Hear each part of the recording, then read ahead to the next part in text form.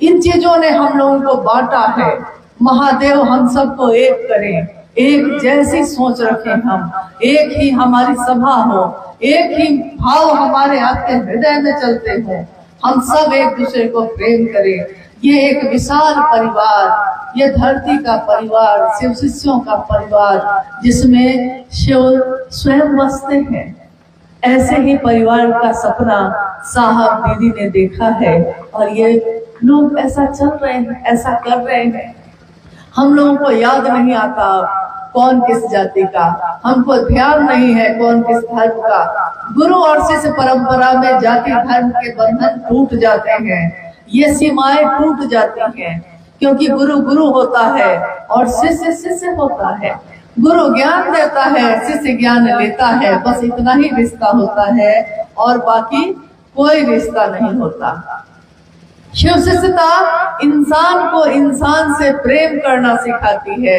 शिव की शिष्यता शिव से एक मेक होने की विधा है, इसके अलावा कोई और भी बात इसमें नहीं है। इसीलिए शिव के शिष्यों के द्वारा किया हुआ कोई भी आयोजन पूर्णतया आध्यात्मिक होता है, इसमें दूसरी कोई बात नहीं होती, धरती की कोई बात नहीं। ये धरती पीतल की, ये पीतल के जैसे चमक है इसमें, लेकिन ये बस कुछ दिन का ही बसेरा है, कुछ दिन के लिए रहना है और फिर चले जाना है। तो इस धरती के सोच में कितना दिन रहेंगे? हाँ, ये धरती महादेव ने बनाई, पैदा हमको आपको महादेव ने किया है, तो रहने के लिए पैदा है किया है तो हम रहेंगे। भोग दिया है भोगने के लिए तो भोगिए, लेकिन भुक्त मत हो जाइएगा। भोग लेना और भुक्त हो जाना दोनों दो बात होती है।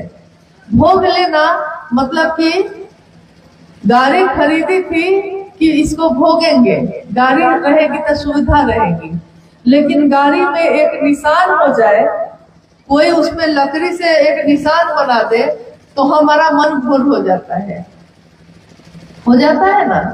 कुर्ता खरीदा था, पैंट शर्ट खरीदा था पहनने के लिए, भोग के लिए, पहनने के लिए, जा रहे थे झाड़ी में कांटा था, पकड़ लिया कपड़ा को, थोड़ा सा कपड़ा फट गया, मन भोर हो गया, मुक्त हो गए। अब सोचने लगे कि कैसे इसको ठीक करें। अब हर चीज लिया था, घर बनाया था खुद भोगने के लिए।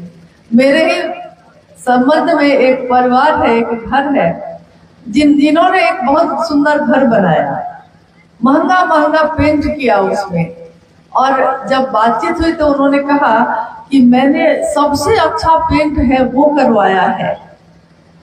और जब हम लोग उनके घर गए तो पूरे समय वो हम लोग के पास नहीं बैठ के यही देखने के लिए चारों तरफ घूमते रहे कि बच्चे जो घूम रहे हैं कहीं उनकी दीवार में, घर की दीवार में बच्चा लोग कहीं कुछ गंदा ना लगा दे।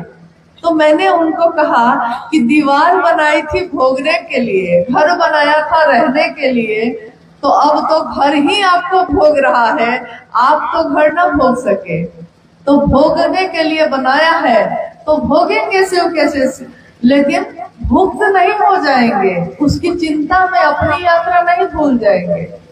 इसीलिए आध्यात्मिक आयोजन आध्यात्मिक भी होता है। आगे कोई और है?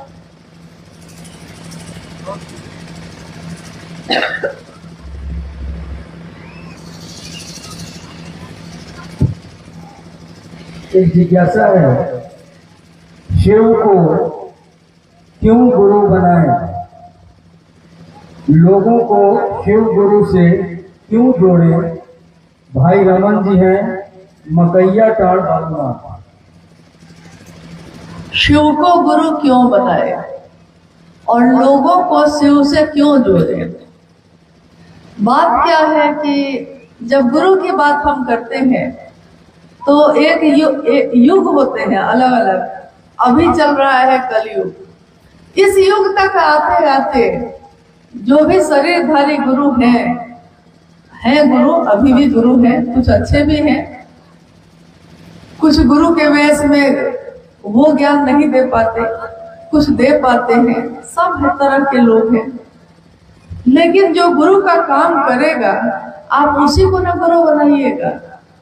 यहाँ के कोई बहुत बड़े अफसर हैं, पढ़े लिखे हैं, डॉक्टर हैं, डॉक्टरी पढ़े हुए हैं, लेकिन वो मास्टर का काम नहीं करते।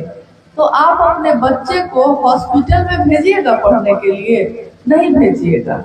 जो शिक्षक का, जो मास्टर का काम करेगा आप उसी के पास भेजिएगा। अन्य देवी देवता भी हैं। माँ भगवती का जब प्रकटीकरण हुआ तो युद्ध की देवी कही गई। वो राक्षसी ताकतें जब जब बढ़ेंगी उसका संहार करेंगी। वो नहीं कहते हैं रक्त बीज संहारे सोनित बीज हरे, मतलब रक्त और बीज की तरह जो राक्षस प्रवृत्ति बढ़ती है उसका नाश करने के लिए युद्ध की देवी के रूप में माँ भगवती का प्रकटीकरण दुर्गा माता